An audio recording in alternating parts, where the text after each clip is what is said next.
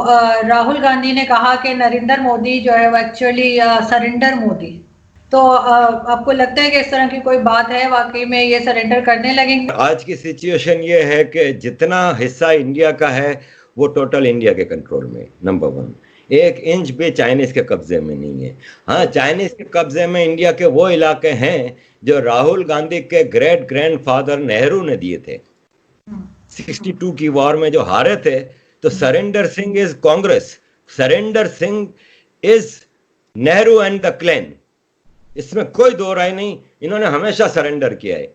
इन्होंने पाकिस्तान के आगे सरेंडर किया है। आपके 26/11 में पाकिस्तान के एक अनऑफिशियल लश्कर जाके बंबई में हमला कर देता है शरीफ लोगों के ऊपर, सिविलियंस के ऊपर, उधर सरेंडर कर दिया। मनमोहन सिंह साहब ने कह दिया हम क्रिकेट नहीं खेलेंगे। मोदी जी होते तो बताते। अब इस तरफ आते हैं, चाइना की तरफ। देखें, पहली बात तो ये है कि मोदी ने झूठ बोला, पहले नहीं बताया कि हमारे बंदे गिरफ्तार हैं। अब चाइना ने ऐलान किया कि हमने 10 फौजी इंडिया के छोड़े, पहले नहीं बताया कि इन्वेजन किया था। तो मुझे ये बता दें कि एक जंग, हालत जंग है, उसमें आप क्या एक्सपेक्ट करते हैं कि एक फौज का जो सरबराह है नरेंद्र सिंह मोदी, वो आपको मैदान जंग की एक एक डिटेल बताएगा? राहुल को बताएगा, राजदीप सरदेसाई को बताएगा, वो बरखा जो माइक लेके वहां पे पहुंची हुई है उसको बताएगा? इंडिया का वो जो लीडर, जो जंग इस वक्त हालत जंग है, क्या आज तक हिस्ट्री में आपने सुना है कि जंग के दौरान लीडर दुनिया को बता रहा है कि मेरे अगले स्टेप क्या है, मेरे इतने फौजी उन्होंने कब्जे किए हैं? बेवकूफी की बातें। तो राहुल की बातों का बुरा नाम मनाया करें। राहुल के साथ बड़े मसले हैं, राहुल के साथ बड़ी ज्यादतियां हुई हैं जिंदगी में, और मैं इसकी बातों का इसलिए बुरा नहीं मनाता कि मेंटली अनस्टेबल, 1 मिनट में आगे आ रहा हूं फिर आप पूछिएगा, अनस्टेबल पर्सन है ये। चाइना है ना, वुहान वायरस के बाद चाइना को ये लगा कि वुहान को हमने कंट्रोल कर लिया है, बीजिंग तक भी नहीं जाने दिया, दुनिया का बाजा बज गया है। चाइना ने अपनी फैक्ट्रियां शुरू कर दी, मेडिकल इक्विपमेंट गए दुनिया में, कंज्यूमर ट्रस्ट खराब हुआ क्योंकि डिफेक्टिव माल, पाकिस्तान में अंडर गारमेंट्स वाले मास्क भेज दिए, और चूंकि चाइना मालिक ने भेजे थे तो फौज ने कहा पहनो, ठीक है, डिफेक्टिव माल भेजा, कंज्यूमर ट्रस्ट टूटा। China was looking for a war.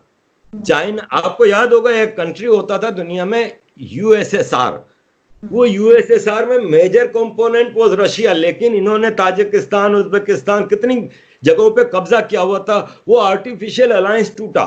यही चाइना है। ये चाइना में उगर प्रोविंस जो है वो एक्चुअली ईस्ट तुर्किस्तान है, was part of Ottoman Empire, ये कब्जे में है। तिब्बत 1949 तक हिस्टोरिकली हमेशा आजाद कंट्री रहा है। यूएन में चाइना की मेंबरशिप मुअत्तल हुई थी क्योंकि तिब्बत पे कब्जा किया था। हांगकांग को 97 में इंटरनेशनल एग्रीमेंट के तहत ऑटोनॉमी हासिल थी, वहां चाइनी फौज ने कब्जा किया हुआ है। मकाओ को भी आजादी मिली थी, ऑटोनॉमी मिली थी। आज मकाओ जम हो चुका है चाइना में। अब चाइना कहता है लद्दाख भी मैं ले लूं। China was looking for a war to divert the world attention. एक तो उसकी अपनी जो प्रोडक्ट्स जमा है उसको रखने की जगह नहीं दुनिया में, अब खरीदार नहीं है चाइना का, चाइना के सामान के खरीदार नहीं, उनकी इकोनॉमी का बाजा बच गया है, उनका बेड़ा गर्क हो गया। घर घर में इंडस्ट्री है, वो सब बंद पड़ी है क्योंकि माल रखने की जगह नहीं है। तो चाइना ने इन्वेजन किया इंडिया के एरिया में। कहां पे? लद्दाख के पास एक दरिया है गलवान वादी में, उस दरिया के उस तरफ चाइना है, लाइन ऑफ एक्चुअल कंट्रोल, और इस तरफ इंडिया है। चाइना ने दरिया के किनारे तक पहाड़ में पूरे कंस्ट्रक्शन की हुई है, अपनी पॉकेट्स बनाई हैं, हाईवेज बनाए हैं, सप्लाई के रूट। इंडिया ने नहीं किया था आज तक। पूरा पहाड़ी इलाका है, कोई सड़क नहीं, कोई कुछ नहीं, पूरा इंडिया के एरिया में जब मर्जी आती थी चाइनीज इन्फिल्ट्रेट अपने पाकिस्तानी टेररिस्ट भेज दिए, ये कर दिया वो कर दिया, बड़ा सेफ रास्ता था। नेहरू साहब ने 2-3 बार, राहुल गांधी के परदादा ने, परनाना ने 2-3 बार कोशिश की, लेकिन चाइना ने पंगा लिया तो बुजदिली से वापस पीछे हट गए, वहां पे कुछ नहीं हो रहा था। ये नरेंद्र मोदी माजी के इसी कांग्रेस के ब्लंडर्स को करेक्ट कर रहे हैं डोमेस्टिकली। उन्होंने वहां पे कंस्ट्रक्शन शुरू की, वहां पे पुल बना उस दरिया के ऊपर, और कई रोड वोड बनने लगे। तो चाइनीसों ने उन वर्कर्स के, वो फौजी वर्कर्स जो थे, निहत्ते थे, क्योंकि चाइना इंडिया का पैक्ट है 1967 में कि फायरिंग नहीं होगी, तो इस वाकये में भी एक भी गोली नहीं चली, तो उनके ऊपर हमला किया। अचानक हमला हुआ, 20 इंडियन फौजी शहीद हुए, चाइना के 50 से ज्यादा मारे गए। इंडियनों ने भी फिर भरपूर जवाब दिया इस अचानक हमले का, भाग गए। ये नहीं बढ़ेगी आगे। चाइना इस वक्त किसी से जंग अफोर्ड नहीं कर सकता।